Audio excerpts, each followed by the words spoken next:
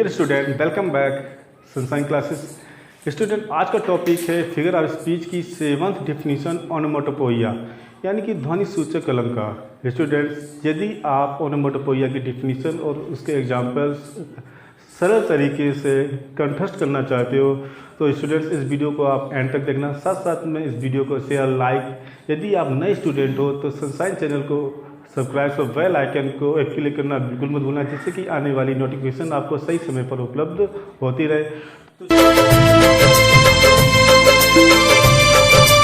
तो student, start करते हैं फिगर ऑफ स्पीच की 7th डेफिनेशन ओनोमेटोपोइया।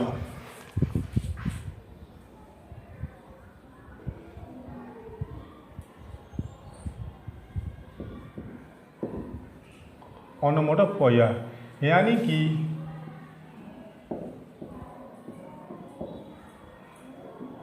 ध्वनि सूचक अलंकार। अब हम ध्वनि सूचक को डिवाइड करते हैं, जिससे कि आपको अच्छी तरीके से समझ में आ जाएगी इसकी डेफिनेशन। ध्वनि मीन्स होता है साउंड,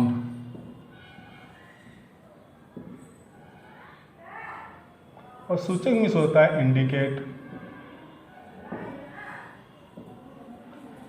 अब साउंड के द्वारा इंडिकेट, यानी कि साउंड के द्वारा इंडिकेट माने सूचित किया जाता है कि वह क्या चीज़ है, यानी कि किसी की आवाज़ के द्वारा हम सेंस लगाते हैं या मीनिंग निकालते हैं कि वह क्या चीज़ है।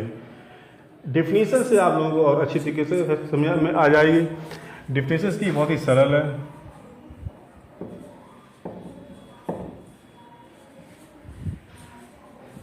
In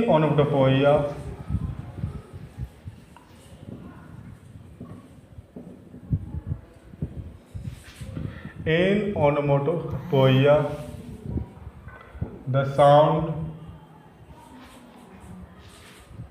of the words suggests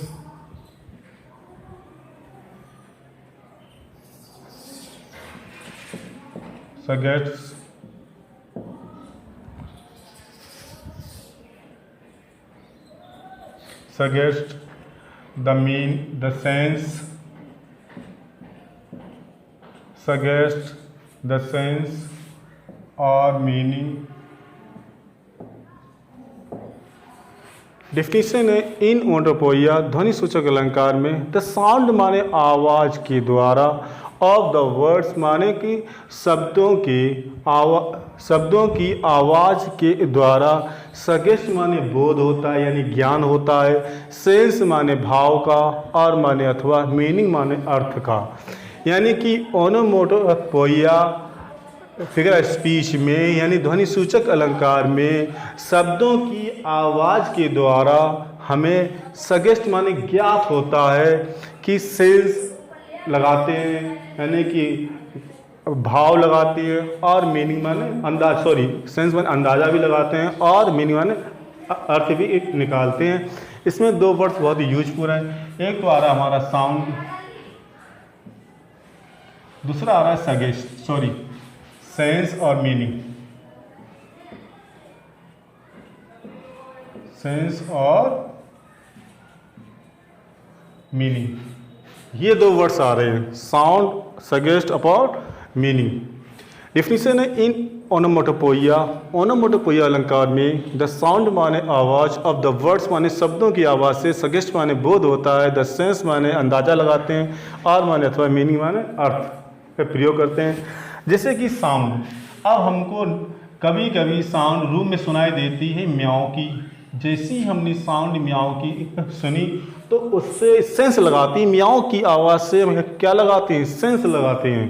तो सेंस हमारा क्या लग रहा है कि यहाँ पर क्या है, कैट है, यानी कि बिल्ली है। तो एग्जाम्पल बनेगा इसका इस प्रकार से कि द कैट्स म्याऊं। अब म्याऊं की साउंड से हमने अंदाज़ा लगा लिया या सेंस लगाया कि यहाँ पर क्या है, बिल्ली है। साउंड सुना म्याऊं का, सेंस क्या लगाया, कैट का। यानी कि म्याऊं की आवाज़ से कैट का हमको क्या हो रहा है, सगेस्ट हो रहा है, बोध हो रहा है, यानी कि ज्ञान हो रहा है। नेक्स्ट एग्जाम्पल, जैसे कि कभी कभी हमको नाइट या डे में रूम से बाहर या किसी पार्क में हिसकी आवाज़ आती है तो हम क्या लगाते हैं, सेंस लगाते हैं, क्या लगाते हैं, यहाँ पे क्या है, स्नेक, क्या है, सांप है। तो सेंटेंस क्या बनेगा, द स्नेक्स आर हिसिंग। अब इस हिसिंग मीन्स क्या साउंड है, किसकी, सांप की। तो जैसे ही हमने हिसिंग की आवाज़ सुनी वैसे हमने सेंस लगाया कि यहाँ पर क्या है, सांप है। यानी कि हिसिंग की साउंड से सेंस निकाला कि यहाँ पर क्या है, स्नेक है। थर्ड एग्जाम्पल, जैसे हम कभी कभी भिनभिनाने की आवाज़ सुनते हैं, साउंड सुनते हैं, बुझ की आवाज़ को आसपास अपने कानों के, जैसे नाइट में कभी कभी मच्छर हमारे आसपास में एक साउंड लेकर के आता है तो हम जान लेते हैं कि नाइट में छोटा से मच्छर को सेंस लगा लेते हैं, क्या है, मच्छर है, छोटा सा मच्छर है, नाइट में दिखता नहीं है फिर भी हम सेंस लगा लेते हैं।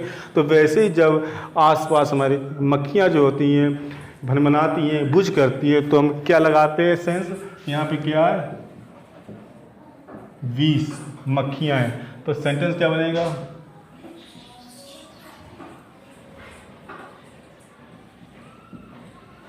The bees are buzzing, the bees are buzzing। जैसे जैसे कभी कभी हम लोग लेप की आवाज़ सुनते हैं, लेप मिस होता है छप छप की आवाज़, और जैसे हम छप छप की आवाज़ सुनते हैं तो इससे क्या लगाते हैं, क्या पे है, यहाँ पर है वाटर, क्या है यहाँ पर, पानी। जैसे हमारा पैर कभी पानी पर पड़ जाता है तो छप की आवाज़ होती है, छप। तो लेप से सेंस, लेप की एक साउंड से हम लोग क्या लगाते हैं, सेंस कि यहाँ पर क्या है, पानी है। तो क्या बनेगा sentence, I heard the water lapping.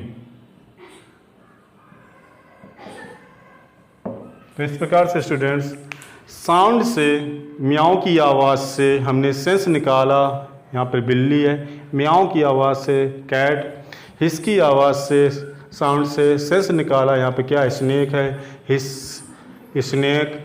बुझ की साउंड से हमने सेंस निकाला, यहाँ पे क्या, बीस है, तो बुझिंग बीस।